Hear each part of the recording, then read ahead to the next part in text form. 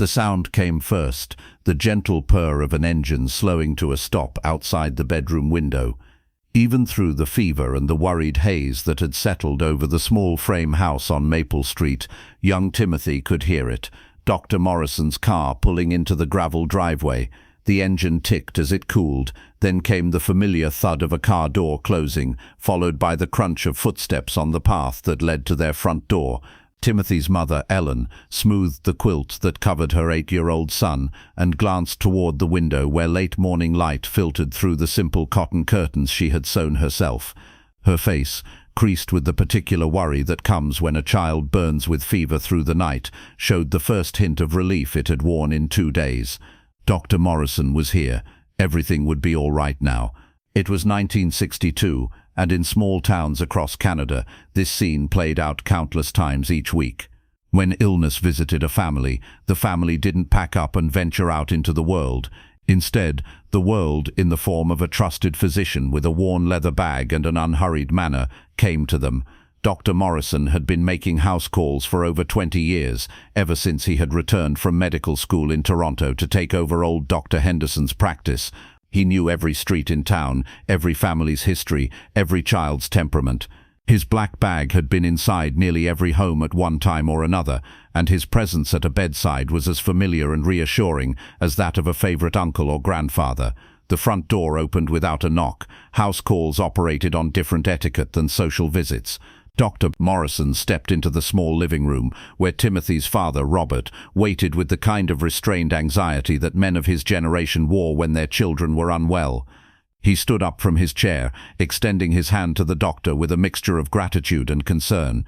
"Thank you for coming, Doc," Robert said, his voice carrying the weight of a sleepless night spent listening to his son's labored breathing. "He's been burning up since yesterday evening. Ellen's been trying to keep the fever down, but..." Inside, arranged with the precision of a craftsman's tools, were the instruments of healing: stethoscope, thermometer, small bottles of medicine, tongue depressors, and all the other necessities of a practice that moved from house to house, family to family. "Let's have a look at him," Dr. Morrison said, his voice carrying the calm authority that had comforted worried parents for decades. He was a man in his 50s, tall and lean, with greying hair and kind eyes behind wire-rimmed glasses. His presence had a settling effect on households in crisis, a quality that seemed to say that whatever was wrong, it could be handled, it could be healed. They climbed the narrow staircase that led to the bedrooms, their footsteps muffled by the runner that Ellen had braided herself from scraps of fabric. Timothy's room was small and simple, furnished with a single bed, a dresser, and a chair by the window where Ellen had spent the night keeping watch. The boy lay still under his covers, his face flushed with fever, his breathing shallow and quick. Ellen rose from her chair as they entered, smoothing her house dress with nervous hands. She had been awake for most of 2 nights, applying cool cloths to Timothy's forehead, coaxing sips of water past his dry lips, listening to his restless murmurs. The relief in her eyes at seeing Dr. Morrison was palpable. Here was someone who could make sense of her child's illness, who could provide answers and, more importantly, solutions. "How has he been sleeping?" Dr. Morrison asked, settling his bag on the dresser and opening it with practiced efficiency. The question was directed to Ellen, but his eyes were on Timothy, taking in the flush of fever, the rapid rise and fall of the small chest under the covers. "Restless," Ellen replied.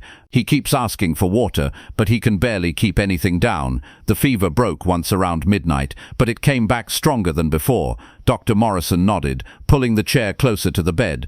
This was one of the things that set house calls apart from office visits. The doctor could take his time, could observe not just the patient but the whole family dynamic, could see how illness affected the entire household.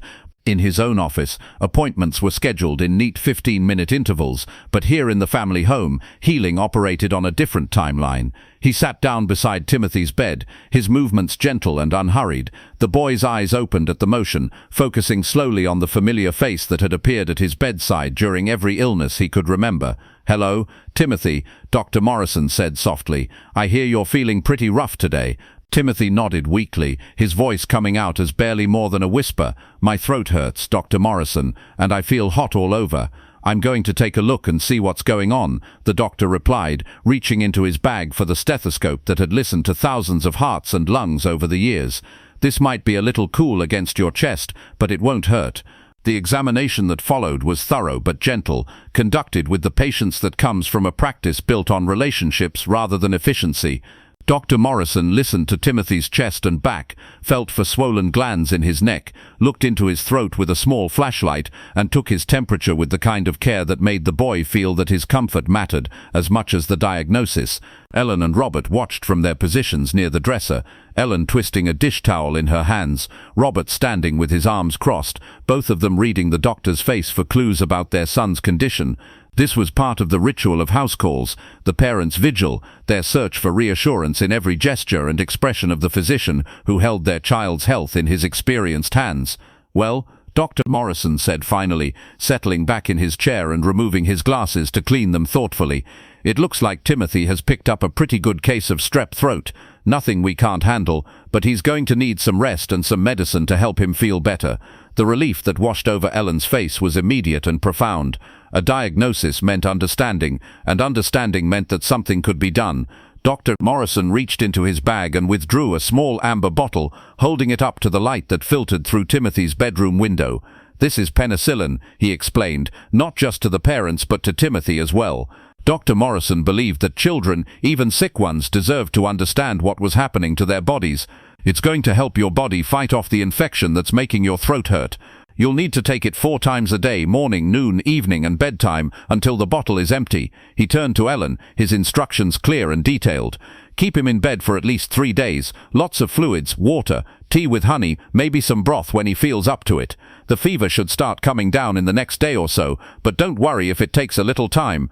This was another hallmark of house calls, the detailed instructions given, not in a busy office or over a hospital intercom, but in the quiet of the family home, where parents could ask questions, seek clarification, voice their concerns without feeling rushed or hurried. "When should we start worrying?" Robert asked, the practical question that fathers always seem to need answered. "If the fever goes over 104 degrees, or if he starts having trouble breathing, call me immediately," Dr. Morrison replied. "But I don't expect that to happen. This is straightforward, and Timothy's a strong boy. He'll be back to his old self in a few days." As he packed his instruments back into their appointed places in the leather bag, Dr. Morrison chatted easily with the family. He asked about Timothy's school, about how his little sister Sarah was doing, about Robert's work at the hardware store. These weren't idle pleasantries. They were part of the care he provided, the way he stayed connected to the lives of the families he served. "Sarah's been worried about her big brother," Ellen said. "She keeps wanting to bring him her favorite toys, convinced they'll make him feel better." Dr. Morrison smiled, the kind of warm expression that came from genuine affection for the families he had cared for over the years. "Tell Sarah that's the best medicine of all, knowing someone loves you and wants you to get well." Before leaving Timothy's room, Dr. Morrison sat back down beside the bed for a moment. This final conversation with his young patient was as much a part of his treatment as the penicillin he had prescribed.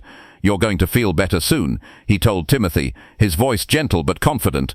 "The medicine will start working in the next day or so, and then you'll be back to climbing trees and riding your bike before you know it. But you need to rest and let your body heal. Can you do that for me?" Timothy nodded, already looking more relaxed than he had since the fever began. There was something about Dr. Morrison's presence, his calm certainty, that made illness seem less frightening, more manageable. They made their way back downstairs, where the business end of the house call would be concluded. Ellen offered coffee, as she always did, and Dr. Morrison accepted, as he usually did when time permitted. They sat around the kitchen table, the same table where the family shared their meals, where homework was completed, where the important conversations of daily life took place. "How much do we owe you, Doc?" Robert asked, reaching for his wallet with the careful deliberation of a man who managed his family's finances with precision. "Let's call it $5, Dr. Morrison replied, sipping his coffee from the cup that Ellen had filled from her best china service. House calls cost more than office visits, but they were still affordable for working families, still within reach of parents who needed medical care brought to their door. As they talked, the conversation wandered from Timothy's illness to the broader concerns of community life. Dr. Morrison shared news from his other house calls, who was expecting a baby, who was recovering from surgery, who might be moving away for work. This information network was another service he provided, keeping families connected to their neighbors in ways that formal communication couldn't match. "The Johnsons' new baby is doing well," he mentioned, knowing that Ellen would be interested. She and Mrs. Johnson had been friends since childhood, and Ellen had been helping with meals since the baby's arrival. "Strong lungs on that little one. I thought I heard crying when I was hanging laundry yesterday." Ellen laughed. Mary always did say she wanted a baby who would let the whole neighborhood know when he needed something. These conversations, these moments of connection and community, were as much a part of Dr. Morrison's practice as his medical expertise. In a small town, the doctor was more than a healthcare provider. He was a confidant, a counselor, a keeper of family secrets and celebrations. After finishing his coffee, Dr. Morrison gathered his bag and prepared to leave.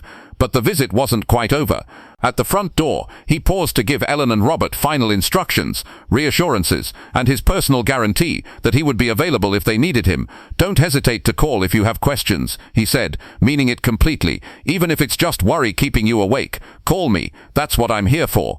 This promise that medical care was just a phone call away, that their family doctor was personally invested in their well-being, provided a kind of security that went far beyond the immediate treatment of Timothy's illness. It was the knowledge that they were not alone in facing whatever health challenges might arise. As Dr. Morrison drove away to his next house call, Ellen stood at the window watching his car disappear down Maple Street. Upstairs, Timothy was already sleeping more peacefully, the combination of medicine and the doctor's reassuring presence having eased the worst of his discomfort. Robert had returned to work, confident that his son was on the mend and that his wife had the support she needed. In the days that followed, Timothy's recovery proceeded exactly as Dr. Morrison had predicted. The fever broke on the second day, his throat began to feel better, and by the end of the week he was back to his usual energetic self. But the memory of those days, the comfort of having their trusted doctor come to their home, the personal attention and care he had provided, would remain with the family for years to come. This was the gift of house calls, not just medical treatment, but the human connection that made healing possible. Dr. Morrison's practice was built on relationships that spanned generations, on trust that had been earned through years of gentle care, on the understanding that medicine was most effective when it was delivered with patience, compassion, and genuine concern for the whole family. In neighborhoods across the country, other doctors were making similar rounds, carrying their black bags into homes where illness had settled, bringing not just medication but comfort, not just treatment but hope. They knew their patients as more than collections of symptoms. They knew them as neighbors, as community members, as people whose health was connected to their happiness, their relationships, their place in the world. Years later, when Timothy had children of his own, and medicine had moved into gleaming hospitals and efficient clinics, he would remember Dr. Morrison's house calls with a mixture of nostalgia and gratitude. He would remember the gentle hands that had examined him in his own bedroom, the reassuring voice that had explained his illness in terms he could understand, the sense of security that came from knowing that healing was delivered with personal care and genuine affection. The era of house calls represented more than just a different approach to medical practice. It embodied a different understanding of what healing means, of how community works, of the importance of relationships in maintaining not just physical health but emotional and spiritual well-being. When doctors made house calls, they brought more than medicine to their patients' doors. They brought the assurance that they were valued, that their suffering mattered, that they were not alone in facing whatever challenges lay ahead.